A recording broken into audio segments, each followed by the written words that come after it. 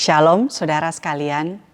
Saudara, apakah selama mengikut Tuhan, kehidupan saudara, kehidupan kita ini sebagai orang percaya menghasilkan buah? Nah, saat ini saya akan mengajak kita merenungkan kisah pohon ara yang dikutuk oleh Tuhan Yesus karena dia mendapati pohon ara itu tidak berbuah. Saudara, mulai Markus 11 sampai seterusnya, itu adalah kisah-kisah yang dicatat oleh Markus memasuki minggu-minggu terakhir kehidupan Tuhan Yesus di bumi. Diawali dengan kisah Tuhan Yesus memasuki Yerusalem dengan naik keledai muda yang belum pernah ditunggangi. Kemudian dia dieluk-elukan dengan sorak-sorak oleh masyarakat pada waktu itu. Hosana, diberkatilah dia yang datang di dalam nama Tuhan. Nah saudara, ini adalah kali pertama secara terbuka ya Tuhan Yesus memperkenalkan diri dan mengizinkan orang-orang pada waktu itu bersorak bagi dia.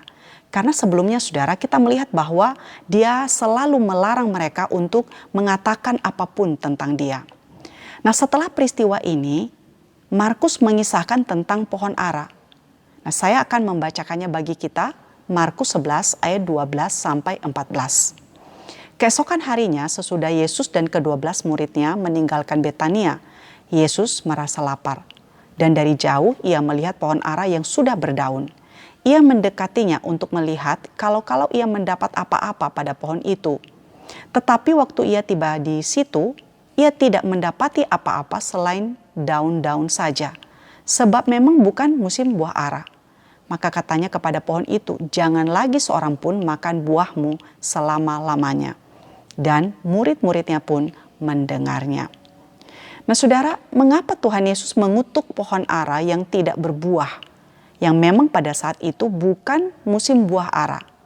Bukankah hal ini tidak masuk akal saudara dan sedikit overreact ya untuk suatu pohon yang tidak berbuah? Nah saudara, Markus mengatakan kepada kita bahwa pohon ara itu memiliki banyak daun. Nah hal ini menandakan bahwa pohon itu sebenarnya cukup sehat saudara. Banyak daun-daun, hanya dia tidak berbuah. Nah saudara, kisah pohon ara ini sesungguhnya adalah sebuah metafora atau sebuah perumpamaan saudara. Di dalam Alkitab, Tuhan Yesus seringkali mengajar melalui perumpamaan.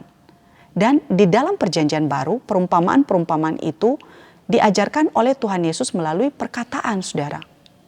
Namun, ada cara lain yang sering Alkitab gunakan untuk mengajarkan perumpamaan, yaitu melalui peragaan. Nah kita bisa melihat contoh hal ini di dalam perjanjian lama, misalnya Hosea saudara. Hosea diperintahkan oleh Tuhan untuk mengawini seorang perempuan sundal. Nah termasuk kemudian diberi perintah untuk memberikan nama atas anak-anak yang dilahirkan oleh perempuan itu bagi Hosea. Nah kemudian saudara dia disuruh untuk mengambil kembali istrinya yang ternyata tidak setia dan kembali ke pelacuran. Nah semuanya ini dilakukan oleh Hosea sesuai dengan perintah Tuhan untuk memberikan pelajaran bagi Israel. Bahwa mereka itu seperti istri Hosea. Dan Tuhan itu seperti Hosea yang mengasihi dan mengambil mereka dari dosa mereka yang begitu menjijikan. Jadi apa yang dilakukan oleh Hosea ini saudara adalah perumpamaan yang diperagakan. Untuk memberi pengajaran bagi Israel tentang kehidupan mereka yang berdosa. Dan bagaimana Allah mengasihi mereka. Jadi ketika kita membaca kisah pohon ara ini saudara juga sama. Tuhan Yesus sesungguhnya tidak sedang berbicara tentang pohon ara itu sendiri. Tetapi dia sedang berbicara tentang hal yang lain. Nah saudara, di dalam perjanjian lama pohon ara itu menggambarkan Israel.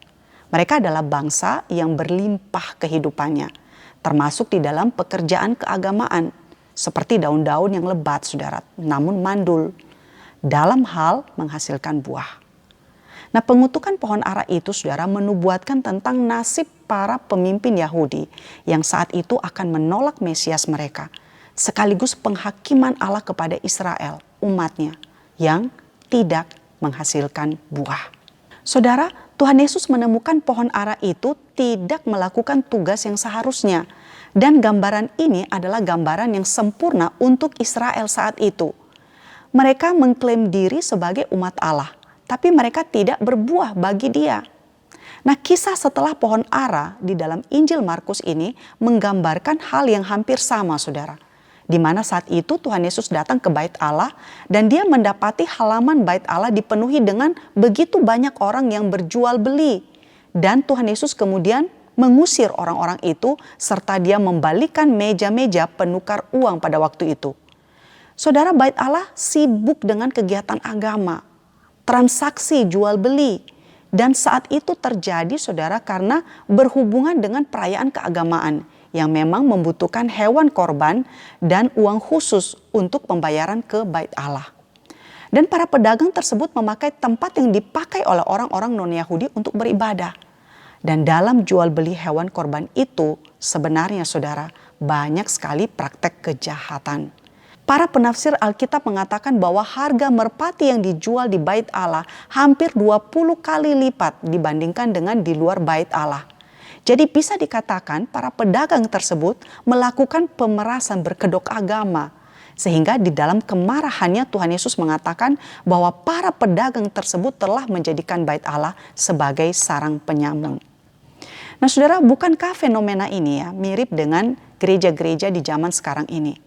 Dan bukankah pohon ara itu menggambarkan kehidupan banyak gereja, kehidupan banyak orang Kristen yang sibuk dengan berbagai macam kegiatan, komisi-komisi, latihan-latihan, lomba-lomba, perayaan-perayaan dan orang-orang yang datang dan pergi. Tetapi kesibukan itu seringkali tidak berhubungan dengan pertumbuhan rohani, saudara. Semua sekedar kegiatan-kegiatan keagamaan yang sebenarnya kosong. Secara nyata semua terlihat sangat sibuk dalam berbagai kegiatan, namun tidak ada perubahan hati dan perubahan yang nyata tidak ada. Jadi pohon ara yang dikutuk di sini adalah perumpamaan yang diperagakan di mana Tuhan Yesus sedang menggambarkan kehidupan orang-orang Yahudi yang penuh dengan kegiatan-kegiatan agama. Seperti pohon ara yang penuh dengan daun namun tidak menghasilkan buah. Bait Allah yang seharusnya tempat orang menyembah Allah dijadikan sebagai sarang penyamun dengan jual beli hewan korban berkedok agama. Nah saudara sekalian, apakah di dalam kehidupan kita menghasilkan buah? Apakah kehidupan saudara dan saya mengalami perubahan, bertransformasi, menjadi semakin mirip dengan Tuhan yang kita percaya dalam hidup kita? Kiranya kisah pohon ara dan kemudian apa yang dilakukan oleh Tuhan di bait Allah itu menjadi perenungan bagi setiap kita. Tuhan memberkati kita. Amin.